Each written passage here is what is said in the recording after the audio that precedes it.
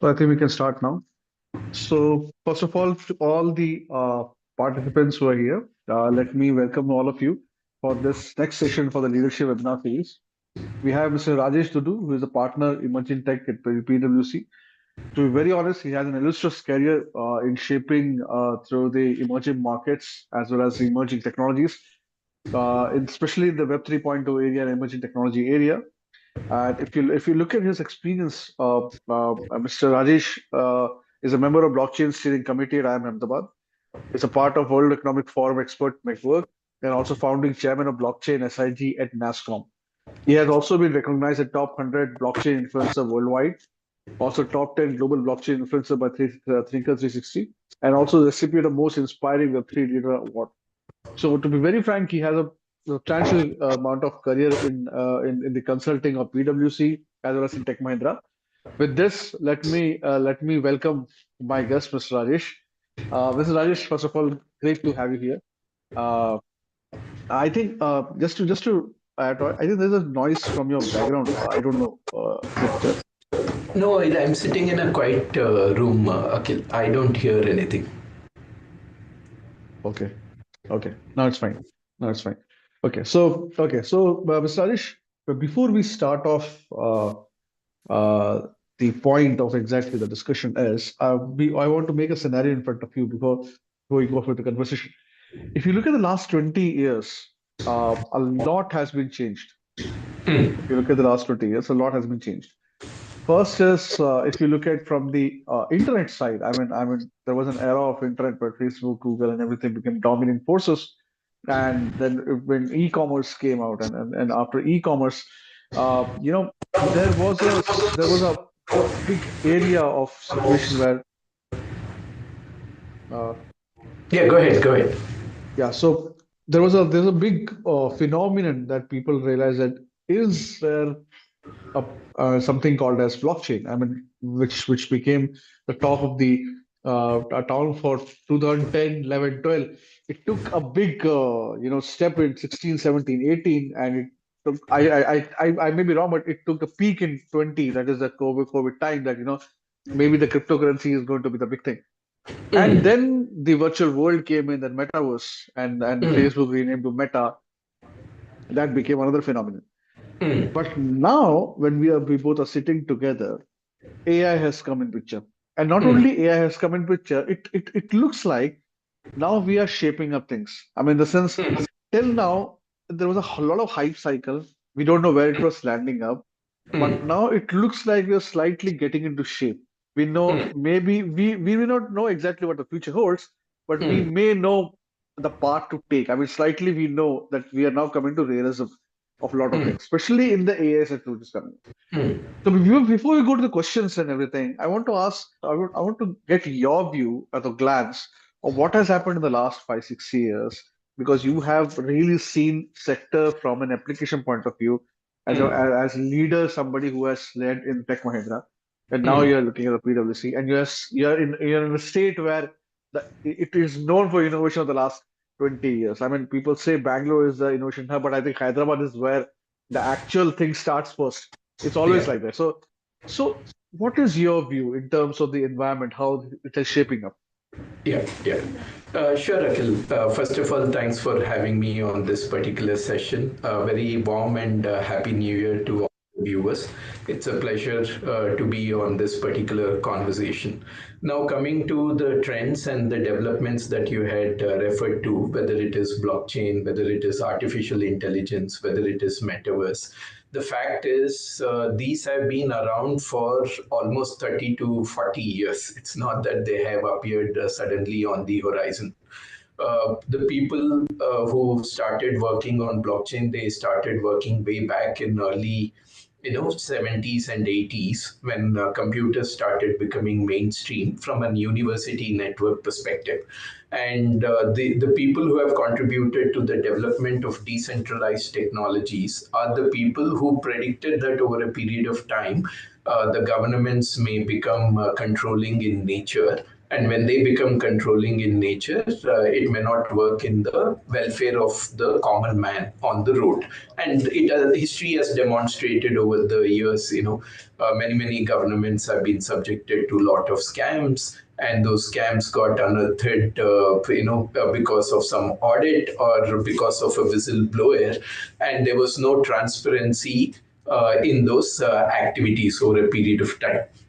Now, if you look at artificial intelligence, the first application of artificial intelligence came into existence way back in 1950, when people have used, Mark Ferranti one computer primarily to come up with applications. Of course, it was initially used to develop a game of checkers, where 0.28 KB of RAM was used to play a game of checkers, and then subsequently, logistics firm had used AI basically to sort orders, and from ever since a lot of development has happened. When you look at immersive technologies, metaverse is a new term that has come into existence. But prior to metaverse, you had technologies like augmented reality, virtual reality, which have been used for various purposes, or mixed reality, and then they started coming together. So what has happened in the last 5 years is when these all these technologies started making sense and started coming together. I'm of the opinion that none of the technology comes into existence without a purpose. When blockchain came into existence way back in 2016, there were two distinct applications of blockchain. One was in the cryptocurrency space, where the market went berserk and a lot of people started getting involved in cryptos, primarily from a trading of cryptos perspective, driving the valuation of Bitcoin, driving the valuation of Ethereum, so on and so forth. If you keep that aside, and if you look at the fundamental promise of the technology, the fundamental promise of the technology was to drive trust in a trustless world, was to bring transparency, was to bring visibility. And this started in 2016, started picking mainstream in 2017, 18, 19, and boom, the COVID has happened. And when COVID has happened, what have we realized? We have realized that trust is a very rare commodity. Everything that you came across in the time of COVID, you were questioning that, whether it is correct sanitizer, fake sanitizer, whether information that is being circulated is true or is it a fake information.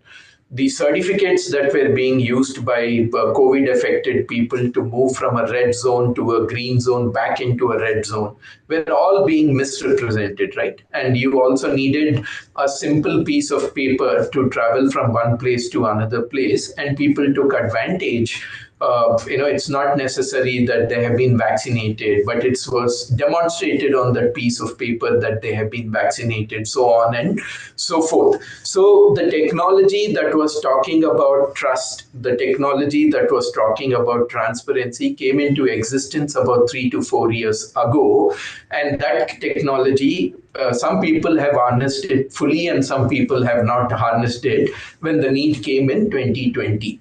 Now, when you look at artificial intelligence, artificial intelligence has been used throughout, right? Ultimately, if you demystify artificial intelligence, what contributes to artificial intelligence? It's pure automation, it's robotic process automation, and it is machine learning. So you're automating a set of processes, and based on that automation, the machine is learning in terms of the algorithms, the patterns, and based on that machine learning, the machine is delivering a particular set of activities which are repeatable in nature.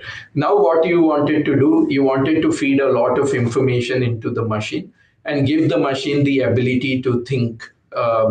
Maybe distantly, we are not yet there. It's called as semantic machines, and then they think like human being, and for that you are processing information. We also collect a lot of information, right? We collect information through our sense organs, and then the brain processes it, and based on that processing, in terms of what needed to be done or not.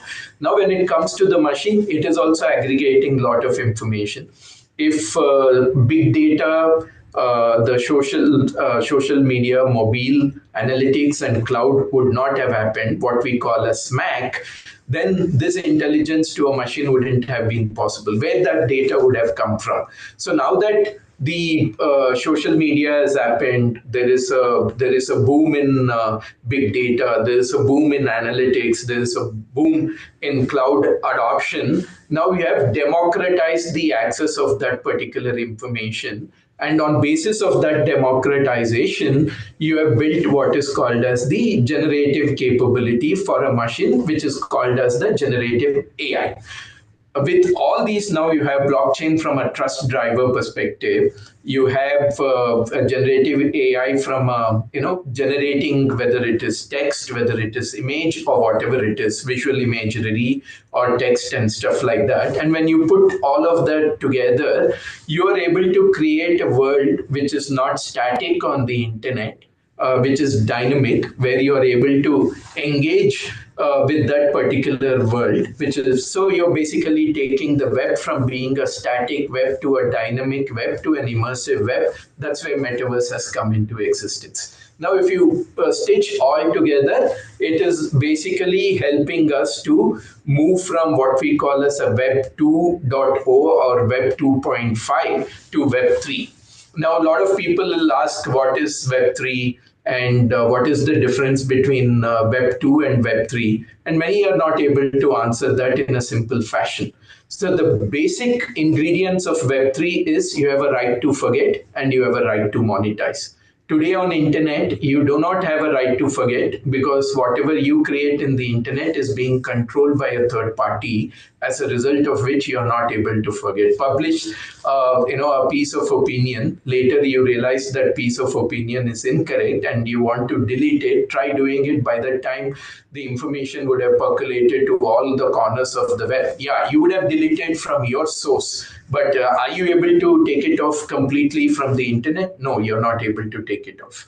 Then number two, you're creating a lot of original content, and the monetization of that content belongs to you. But the intermediaries who are there, the browsers and various other web intermediaries, publishers, digital publishers, and various other people, they're making money, and you're not getting a rightful share of that particular money. So you don't have a right to forget, and you don't have a right to monetize. And when you're able to do that in conjunction with decentralized technology of blockchain, generative capability of AI, immersive capability of metaverse, and you're able to put together and give the user an ability to monetize and an ability to forget, that is Web3. And it's a journey that we are moving, and that's exactly what is going to happen. Great, sir. I mean, you have given a good connection between all the evolution and the reason behind it, and somehow I think everybody in the audience will also understand that each technology has a purpose, and you have Yeah, greatly refined the purpose exactly how these things are happening. But yeah, let me switch gears and come to the business point of view here. What is the sentiments to in a company? Because you may be handling many clients right, as PwC, and you were also a client once as a tech lead. right, So, but how the investment climate looks like? Because what happened? I'll tell you one thing from where I'm coming from. Industries are everybody is betting towards AI. Agreed, agreed. But at the same time, they're also slightly skeptical. In certain places, they are skeptical. In terms of how much to invest or how much to risk and how much to go for. Because the reason is the technology is moving so fast. Like for example, you talk about AI on a refined definition perspective, I agree completely with you. But if you see the growth in which it is moving, I mean, in the sense that the chat GPT of 2022 and the chat of 2025 right, same. It has evolved a lot in between. Same goes to 25. I think the same way are happening. And a lot of these applications are also somehow, uh, giving a new industry at the same time destroying the others. As in the sense, let me put it this way: most of the software industry is in a dilemma because the way AI is evolving, there is no point of writing codes anymore. Even if we deny it, The way it is developed, the developing, everybody sees that the portion of developing the code is actually gone to the minimal, at least from a outsourcing industry point of view. Right. Or yeah, maybe in MIT it is still valid, but from an BPO industry and outsourcing industries, it's almost in a negligible way. So what the industry looks like, whether they should invest, I mean they will invest, but what is sentiments in the industry? Are we how they are taking it altogether?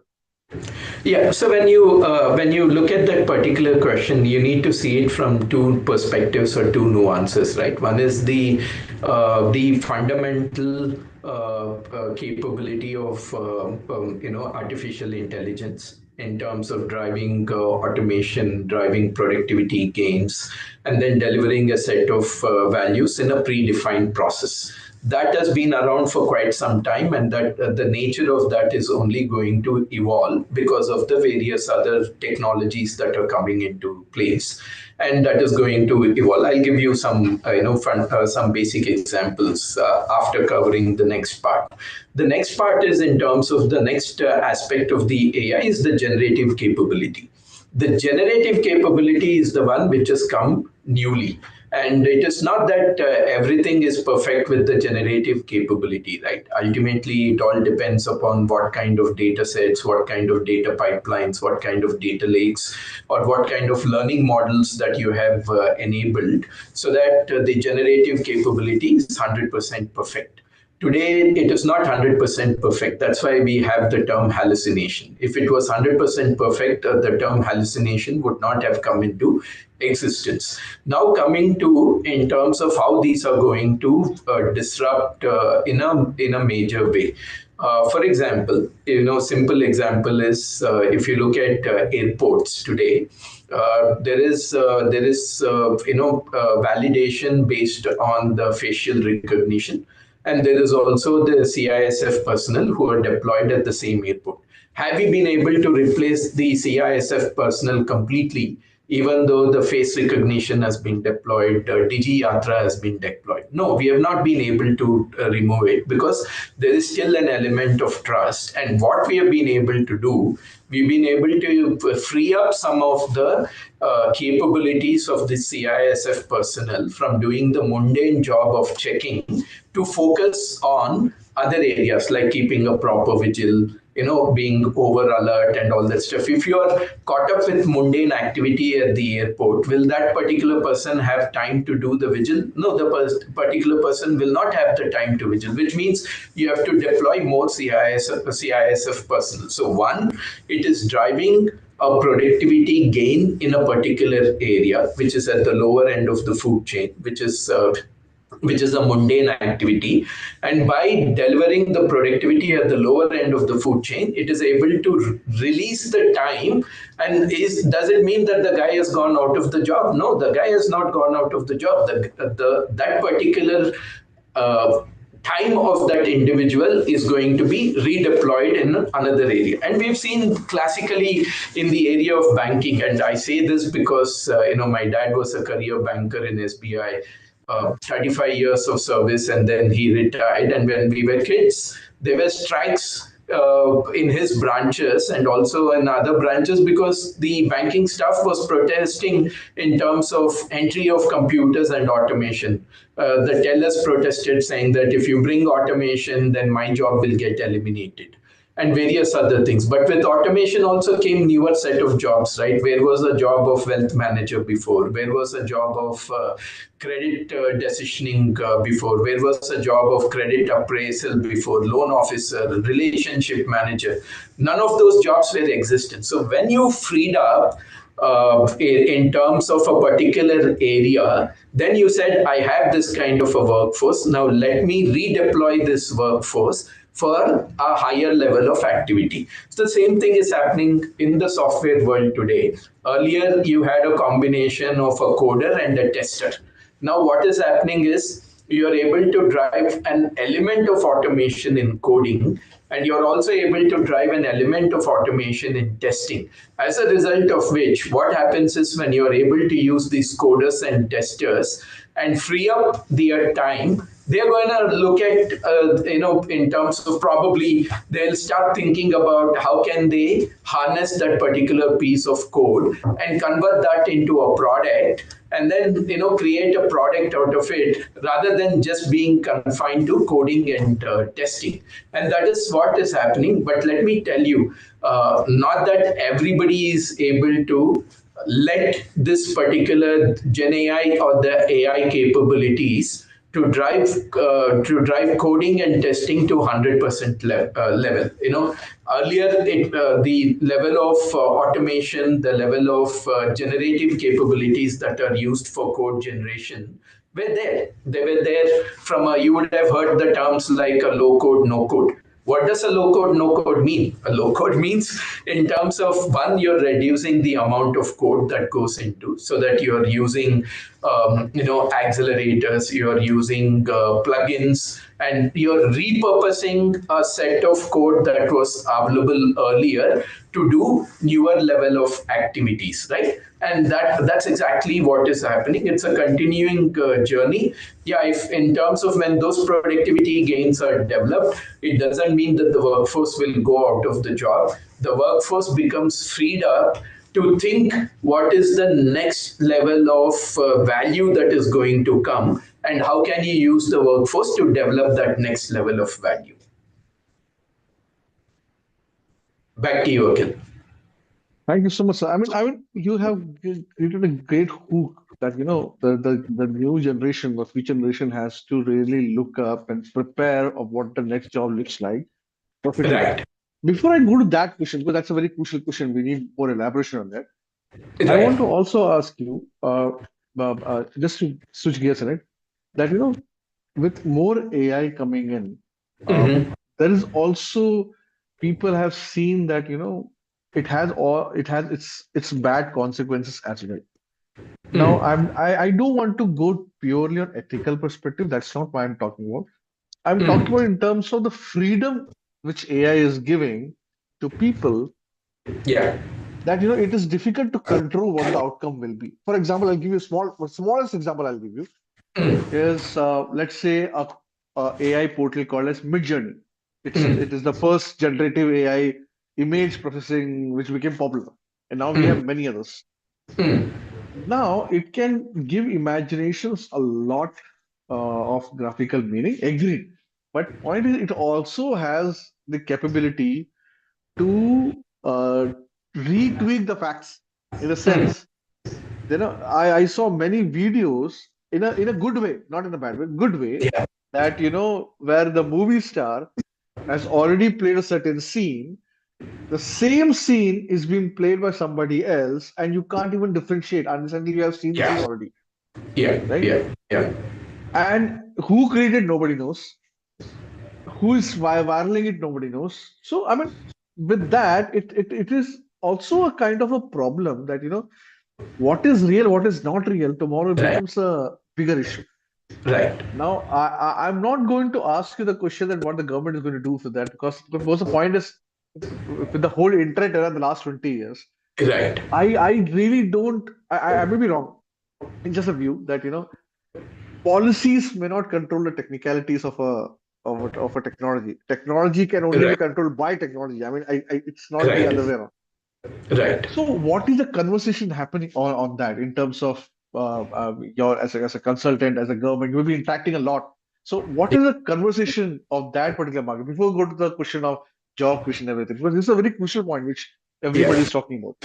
So that's exactly when I spoke about decentralized technology like a blockchain or a distributed ledger technology. I was referring to in terms of the trust deficit that is going in the world today, right?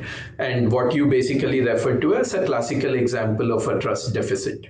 Where you don't know whether this content is real, whether this content is fake, and when it mimics as good as the real content, it becomes deep fake. And we have seen in terms of how people have been using generative capability of AI to do a various deep fakes that circulated. So earlier, what has happened to differentiate this kind of a thing, people used to put a simple thing like a watermark, and when you see that watermark, in the video, when you see that watermark in the photo, the previous technologies were not capable to even misrepresent the watermark, and the watermark served as a mark of authenticity. Like, for example, when you buy expensive products, they put a seal and they call that as a seal of authenticity, and that seal worked very well in the previous times because the ability of people to misrepresent the seal was very, very limited in nature. Now that particular watermark, which is there to safeguard audio content, video content, or photo content, that particular watermark is deficient, or is not fully optimal, is not fully capable of that. That's where the things like self-sovereign identity from a blockchain comes into picture.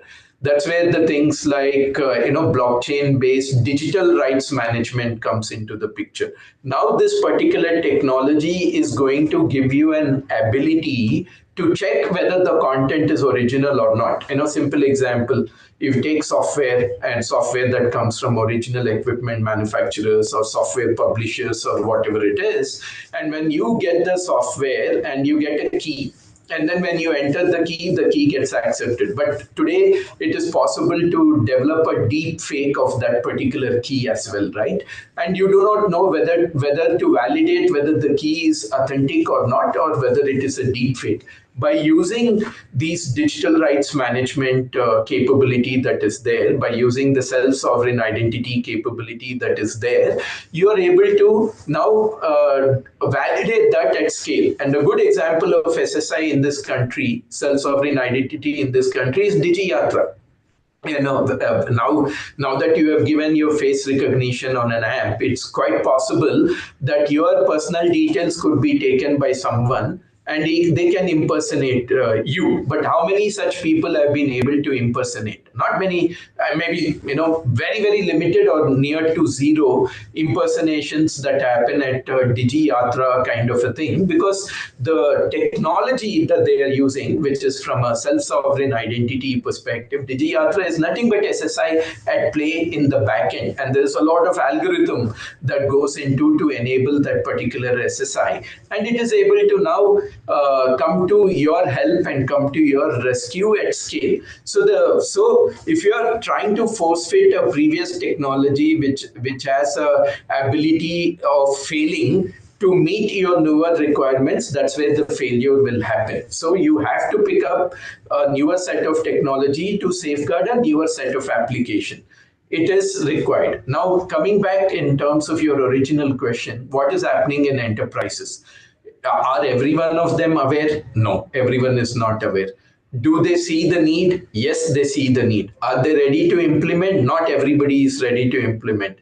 Many of them will say, okay, it may not be required at this point of time. Let's see when there is a large scale compromise that happens. And we've seen this in the cybersecurity world, right?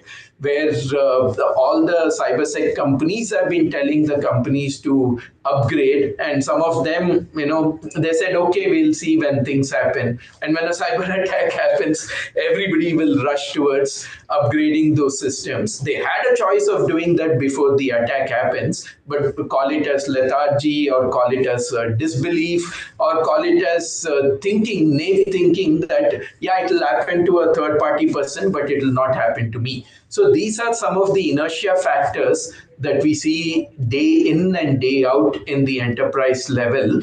And slowly some of them are forward looking in nature, so they do it before the need arises. Some of them are reactive in nature, so they do it when they see that a danger is imminent. Some are very, very lethargic in nature. After the danger and after the incident occurs, they want to take a completely reactive approach, and that's what we are seeing with enterprises today.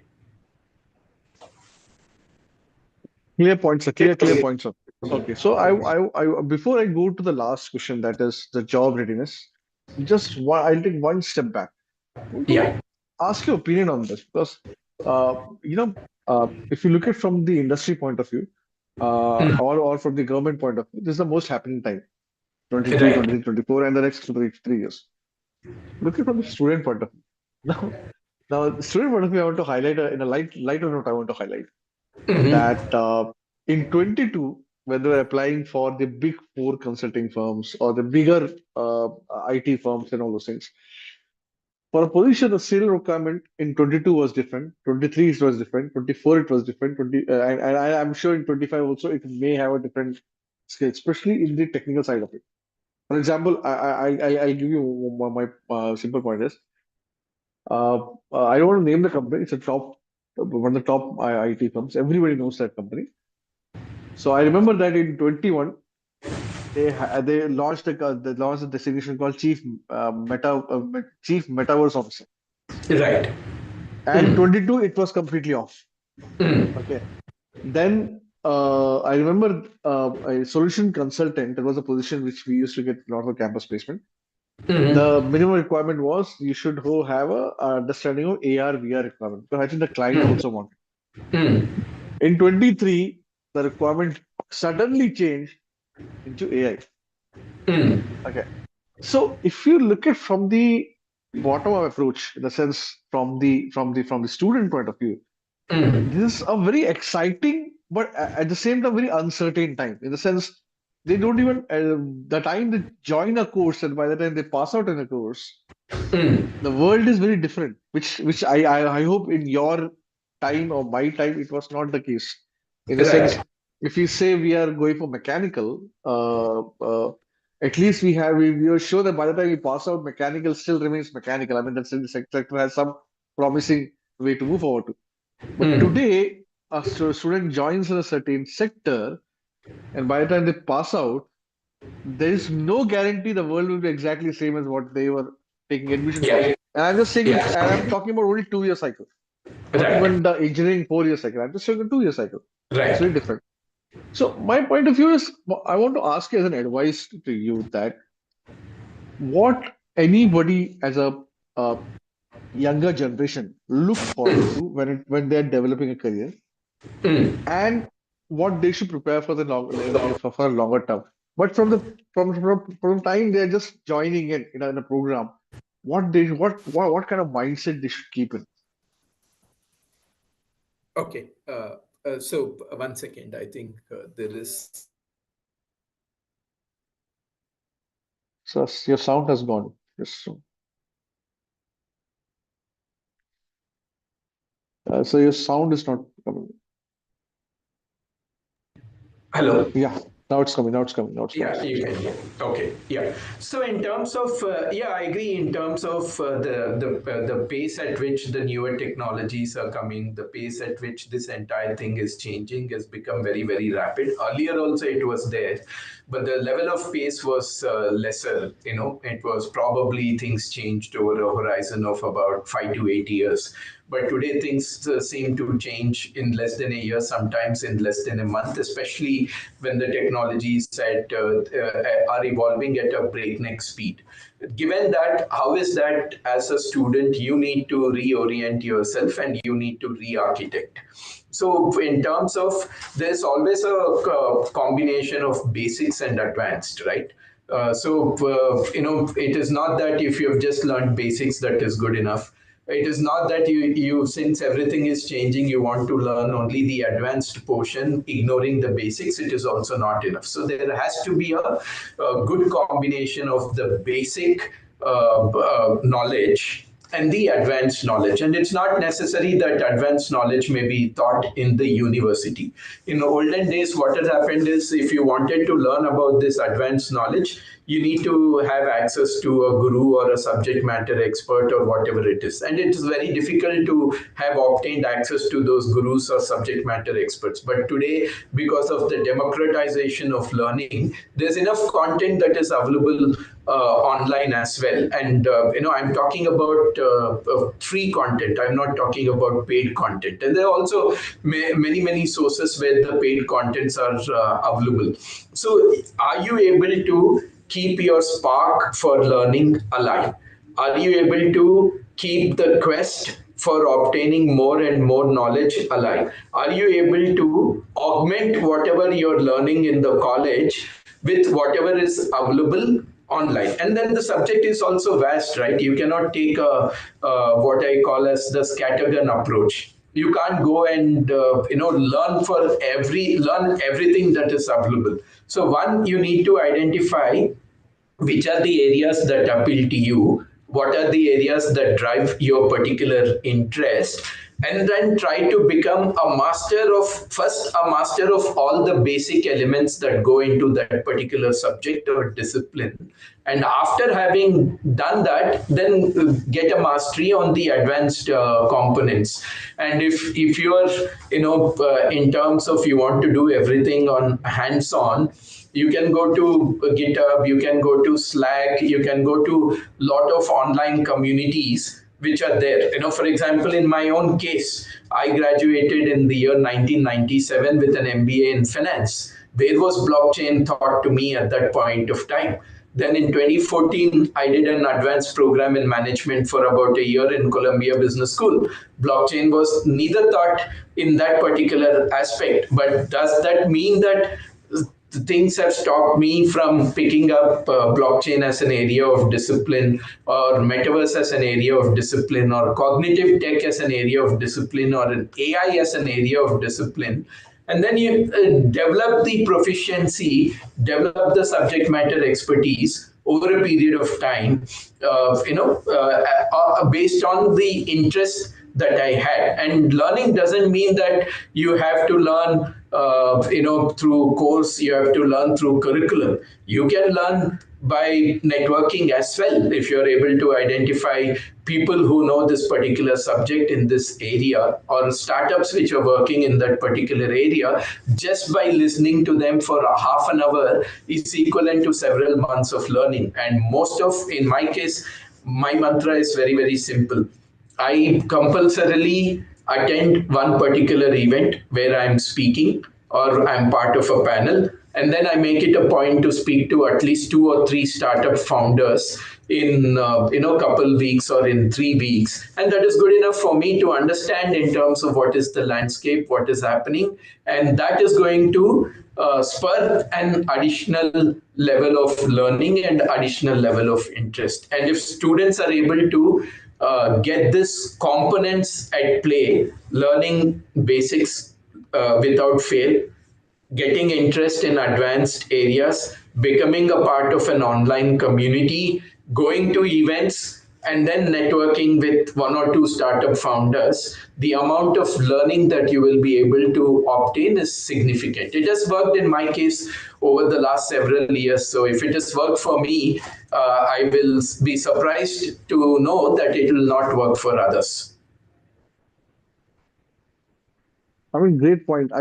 So you have really put the core that, and one more, I think you have also given a message that, that learning is not only classroom. You have to go Correct. outside that. You have to do networking. You have to even, I think incubation is one of the good part where you interact a lot of startups. You can apply for your idea and all those things. That is also very Right. important part. But with that, I think let me ask you with your experience what the future looks like in the next 4 or 5 years. What are your bets? I mean, what are your bets? What's going to be the big thing, and how the future looks like? And I think if God gives us chance, we will meet again after 4 or 5 years, and we'll discuss about exactly where we thought of Yeah. and where we ended up. If I knew exactly what the future is like, I wouldn't be on this call, right? I would have packaged it and I would have been selling it to the people in the industry. So, what we can do is we can't predict the future, but what we can do is we can take informed bets. And what are those informed bets are going to be?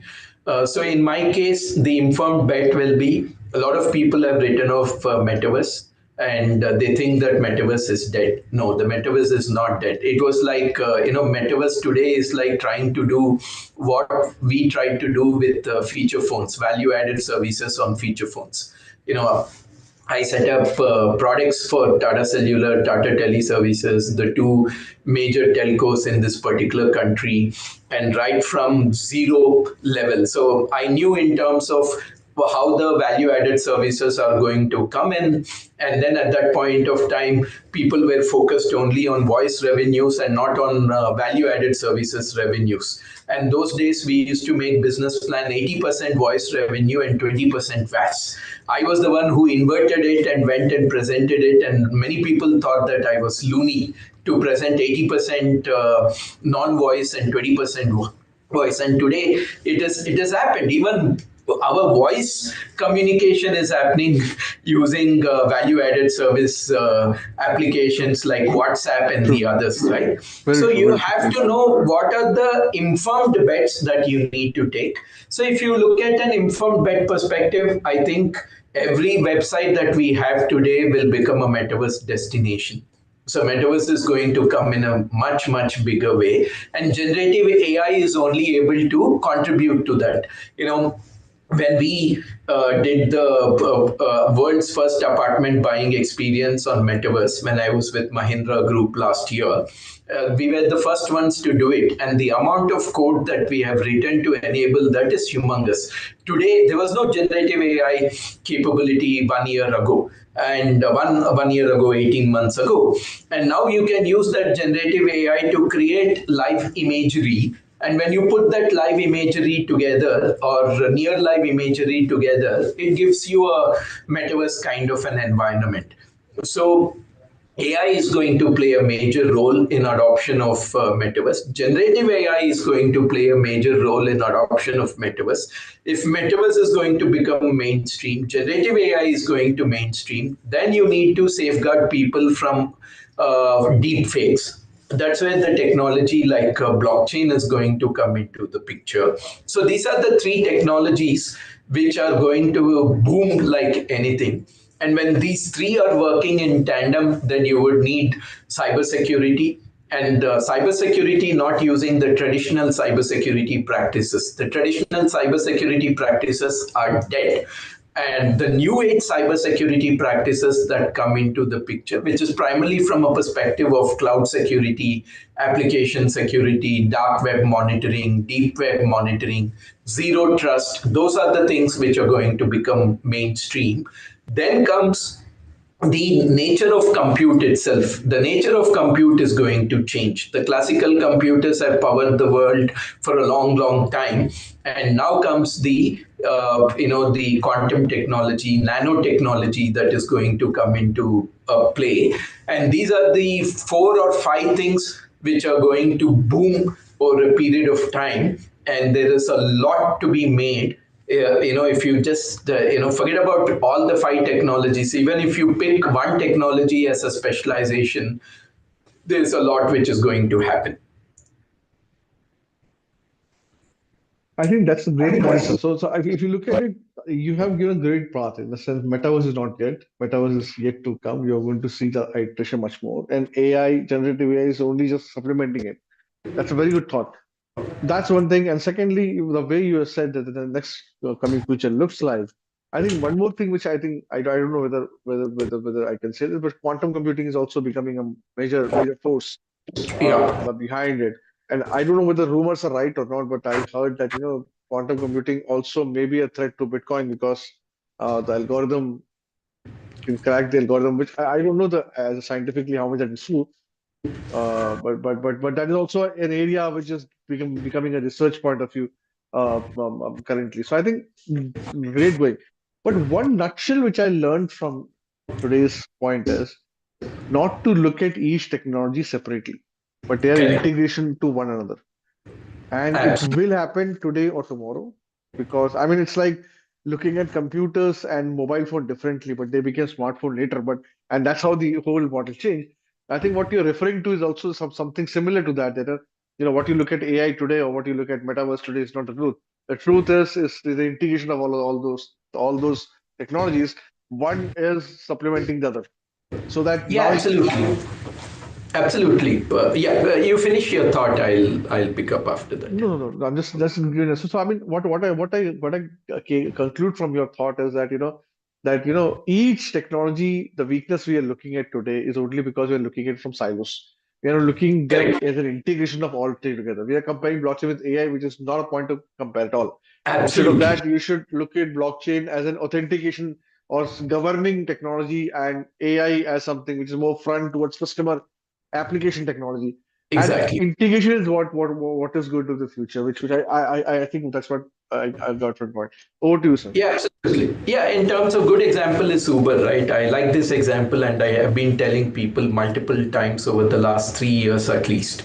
If you go to Uber, if you and you look under the hood of an Uber application, or maybe whatever other hyperlocal search and hyperlocal discovery platforms which are there. So in Uber, you have AI, you have robotic process automation, you have identity and access management, you have cybersecurity, you have payment gateway, you have geospatial technology from a navigation perspective, and all that stuff. But what is Uber telling the end user? Uber is not tom-tomming saying that I'm using state-of-the-art AI, I'm using state-of-the-art robotic process automation, I'm using state-of-the-art navigation features. No, Uber is saying, open my app. Whenever you want a car, there is a car in your neighborhood, and you are able to go from point A to B in the fastest manner and in the cheapest and the safest manner. Boom, that's done.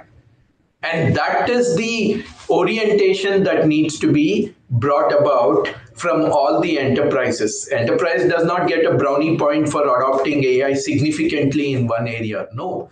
But ultimately, what is that they are going to use it for? Are you going to redefine customer experience? Are you going to do business model reinvention with it? Are you going to drive new levels of revenue streams? Are you reducing the total cost of ownership? Today, Uber has reduced the total cost of ownership for younger generation for traveling, right? Earlier, if I had to had mobility like a car, I had to buy a car.